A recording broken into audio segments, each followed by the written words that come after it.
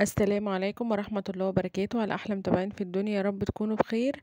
النهاردة إن شاء الله كده هقول لكم على خلطة البشاميل ازاي تبقى ناجحة معاكي وقوامها كده يبقى كريمي من غير بقى لا تكلكع معاكي ولا أي حاجة.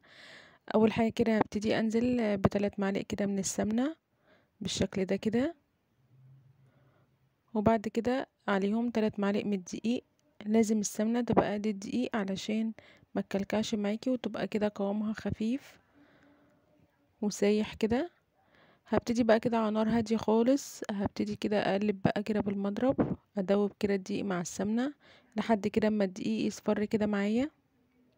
بصوا اهو، لا كلكعت ولا اي حاجة خالص علشان السمنة قد الدقيق، شايفينه اهو. بصوا القوام بتاعها سايح ازاي. هدوبها بقى كويس كده لحد ما احس ان الدقيق خلاص اصفر معايا. هنزل بقى كده باللبن. انا عندي هنا كيلو ونص لبن، لو انت عايزة تخليه كيلو كيلو وربع براحتك. انا بحب ازود اللبن شوية. هحط بقى كده نص كمية اللبن. انا هنا غليته، يعني غليت اللبن وطفيت عليه وابتديت في خلط البشاميل على طول. فالبشاميل مش هياخد وقت معايا ان هو يغلي، هيغلي على طول عشان اللبن سخن، فما تقلقيش ان هو يكلكع معاكي ولا اي حاجة.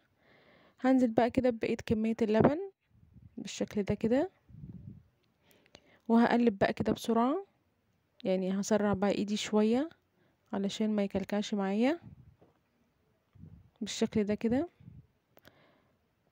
عايزه اقول لكم طبعا قوام الخلط البشاميل كل ما كان خفيف كل ما كان احلى في الطعم،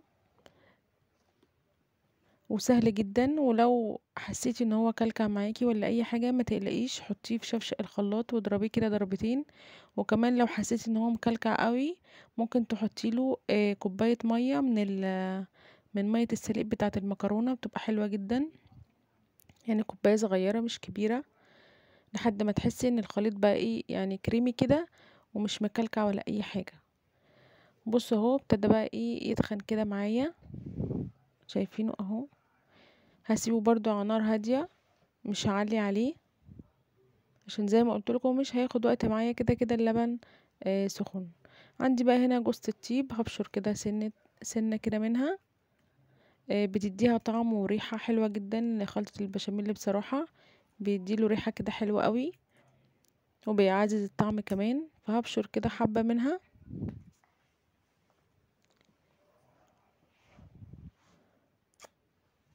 وفي كمان ناس بتحط جبنة موتزاريلا، بتبقى حلوة قوي كمان، او ميكس جبن ممكن بتحطيها كده في خلط البشاميل كمان، بتعزز الطعم بتاعها، بتبقى حلوة قوي. هحط بقى هنا كده سنة فلفل اسمر، وهحط ملح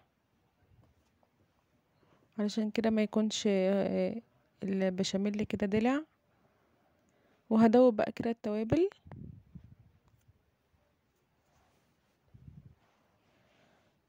بالشكل ده كده لحد ما خلاص يعني اول كده ما يغلي بقى ويعمل كده فقاقيع وكده، هطفي بقى كده عليه. مش لازم يغلي جامد، يعني اول كده ما يبتدي خلاص يغلي كده سنة.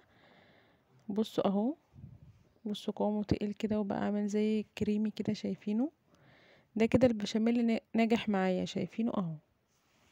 بسيط جدا ومفهوش اي حاجة. امشي على الخطوات وهتلاقيها ان شاء الله سهلة وبسيطة معاكي. اتمنى بقى يكون الفيديو عجبكم، ما تنسونيش في اللايك والشير، واستنوني في فيديو جديد، والسلام عليكم ورحمة الله وبركاته.